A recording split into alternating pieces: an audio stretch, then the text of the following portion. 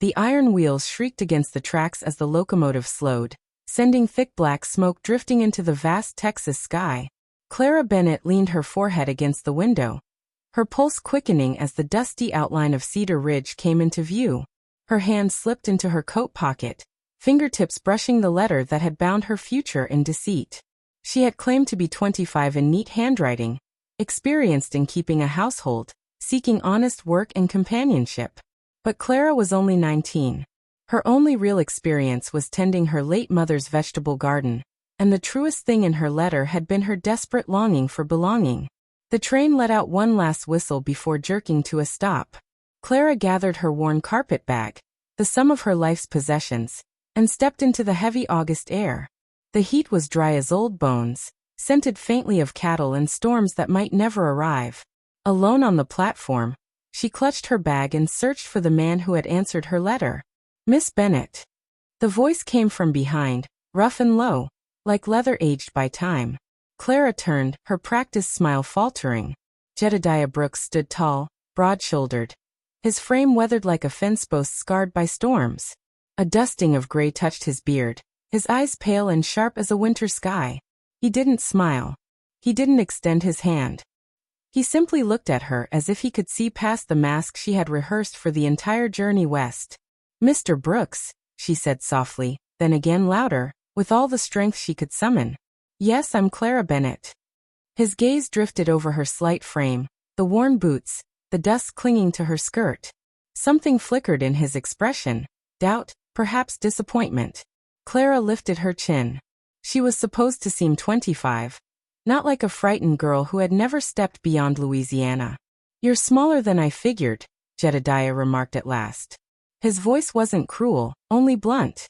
"The journey was long," Clara replied, hating the defensive note in her tone. "I'm stronger than I look." He gave a single short nod before lifting her bag with ease. "Wagons this way. We best get moving if we want to reach the ranch before dark." They walked down the dusty street together. Clara felt the eyes on her. Women paused in their chores. Men lounged outside the saloon, bottles in hand. She imagined the whispers already circling. Jed Brooks's mail-order bride, here to take the place of the wife he'd buried. At the edge of town, a plain wagon waited, 2 sturdy horses hitched to it. Jedediah stowed her bag, then offered his hand to help her climb up. His grip was firm yet impersonal, his expression unreadable. "It's a 4-hour ride," he said, handing her the canteen. Clara adjusted her skirt, acutely aware of the space between them on the bench. Close enough for decency, distant enough to remind her they were strangers. The horses pulled forward, the land spreading out in endless brown waves, grasses rippling under the merciless sun.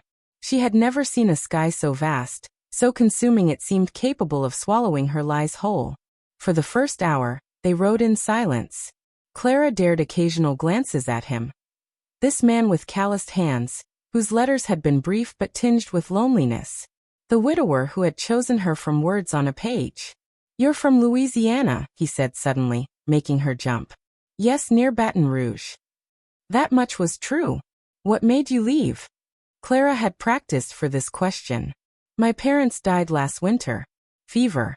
There was nothing left for me there." She didn't add the rest. The neighbors trying to wed her off to a drunkard. The escape with nothing but her mother's dress and her father's watch, pawned to pay for train fare. Jed's voice softened, if only slightly. "Sorry for your loss." She gathered courage to ask, "Your letter said you're widowed?" 3 years now. He offered nothing more and Clara didn't press. The sun climbed higher. Sweat dampened Clara's back, and the canteen water was warm but grateful. At last, Jedediah pointed toward the horizon. "There. Double B." Through the wavering heat, Clara saw it. A 2-story house of weathered wood, a barn, a bunkhouse. It stood isolated in the endless grassland, yet solid, as though it had grown from the soil itself. "It's not much," Jed said. For the first time his voice carried hesitation.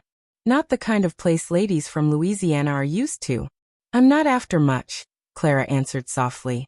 "Just a home." His pale eyes warmed the faintest degree. "That's what I can give. No more, no less." As the wagon rattled into the yard, an older man stepped from the barn, his face carved deep by years of sun, his eyes sharp with suspicion. "Samuel," Jed said. "This is Miss Bennett. He's been with Double B longer than I have." "She's young," Samuel muttered, not caring to lower his voice. "I'm standing right here." Clara snapped before she could stop herself, cheeks burning. Jed almost smiled. "That she is." He told Samuel to see to the horses, then nodded toward the house. "Go on in. Any room upstairs, except the one at the end of the hall." The house. For a fleeting moment, she reached for her mother's quilt, expecting its familiar warmth. Instead, her fingers brushed against coarse wool and the sharp edges of an unfamiliar room. She pushed herself upright, her heart pounding. Texas. The ranch. The lies. If she was going to pass as a competent housekeeper, she had to start proving it immediately. Sunrise or not, Clara pulled on her plain dress, struggling with the buttons, and tiptoed down the stairs. The kitchen reeked of cold ashes and iron. A massive black stove loomed before her, twice the size of the one her mother had used. The words from her own letter mocked her. Experienced in household management. Lifting the heavy iron lid, she found nothing but ashes. Of course, she would need to start a fire. By the time she coaxed the flames to life, soot streaked her skin, and her skirts carried the acrid smell of smoke. She threw together porridge that clumped into lumps, then attempted biscuits that came out as hard as rocks. Bootsteps creaked on the floorboards. Jedediah appeared in the doorway, silent, observing. His pale eyes scanned the smoke curling above the stove, the oats scattered across the floor, and Clara's ash-smeared face.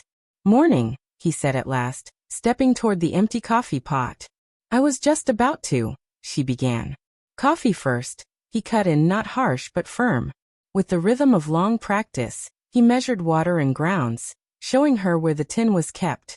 Clara tried to memorize every movement. His calloused hands moved with the patience of a teacher. When Samuel shuffled in, drawn by the aroma, he grunted at the coffee but said nothing about the porridge. They ate in silence, Clara forcing herself to chew the lumpy food. "I'll do better tomorrow," she blurted, unable to bear the heavy quiet. Jedediah looked up, expression unreadable. "Takes time to learn a new kitchen." After a pause he added, "Martha burned near everything the first month." The name lingered like smoke. Martha, the wife whose smiling picture still sat on the mantel. Clara saw Samuel's jaw tighten and Jed's fingers still against his cup. Martha was gone, yet her presence filled the house. After breakfast, the men went out to tend the cattle. Clara stayed behind with dishes, floors, and the kitchen. By midday her hands were raw from hauling water and scrubbing, but she kept pushing, unwilling to fail. By afternoon, a stew simmered on the stove. When Samuel stepped into the doorway, he watched her awkwardly peeling potatoes. "You're holding the knife wrong." Clara bristled but handed it over. Samuel demonstrated, brusque but not unkind. Let the blade do the work. Martha had to learn too. City girl didn't know a turnip from a potato when she came. "Was she a good cook?" Clara asked carefully. "Eventually. Best biscuits in 3 counties. His weathered face softened for an instant. Jed would ride 20 miles just to be home for Sunday supper. He returned the knife. "You'll learn if you mean to stay." The words hung heavier than any blade. That evening the stew was edible, and the cornbread heavy but passable. Jedediah ate quietly, then surprised her with, "Not bad." From him it felt like a triumph. Afterward, instead of sending her away, he gestured for her to join him in his study. Ledgers lined the shelves, neat columns of figures tracking cattle and supplies.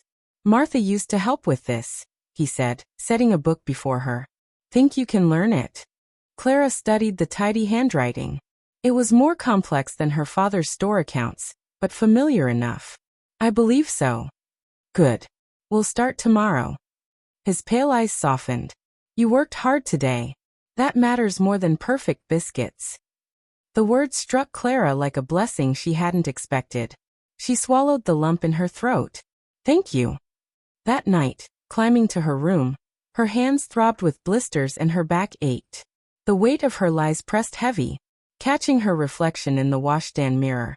She wondered if she truly looked 25. The girl staring back seemed too young, too scared. Downstairs, she could hear Jedediah moving. checking locks, banking the fire, settling the house. This quiet, grieving man deserved more than deception. But where else could she go? Clara knelt at her bed, trying to pray, but the words twisted. How could she ask God to bless a union born of lies? Exhausted, she finally lay down. Through her window, the Texas moon rose, silvering the endless grasslands that were now both her prison and her chance. Coyotes called in the distance. Somewhere below, Jedediah's lamp still glowed.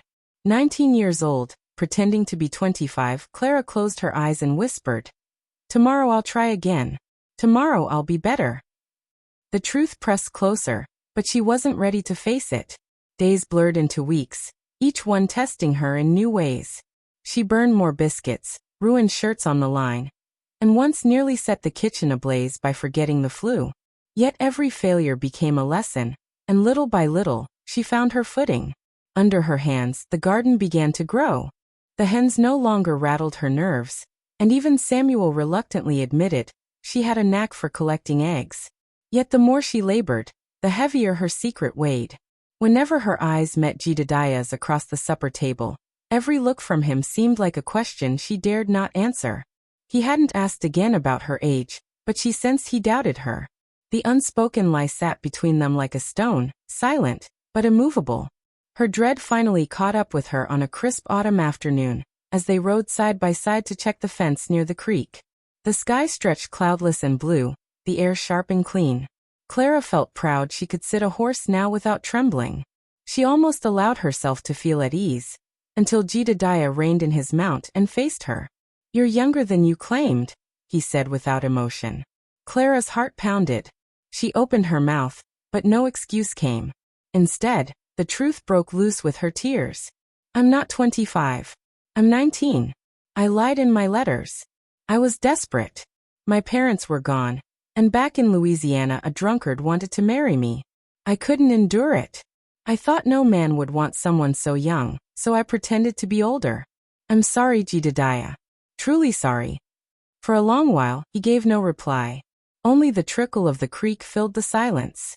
Clara braced herself for anger, for rejection, for the command to pack her things and leave. At last, Jedediah let out a long breath. 19. He shook his head. "When I was 19, I was still teaching schoolboys in Ohio and dreaming of seeing the sea. And here you are, trying to run a ranch." She wiped her wet cheeks. "If you want me gone, I'll leave tomorrow." His gaze softened, not cold now, but weary, reflective. "I despise lies, Clara. I've lost too much to them. But I understand why you did it. You were cornered, and you saw no other way." A spark of hope stirred inside her. "Does that mean you forgive me?" "I don't know yet," he said plainly. "Trust is slow to rebuild once broken. But I've seen how hard you've worked. That counts." They rode back in silence. Clara felt stripped bare, yet strangely lighter.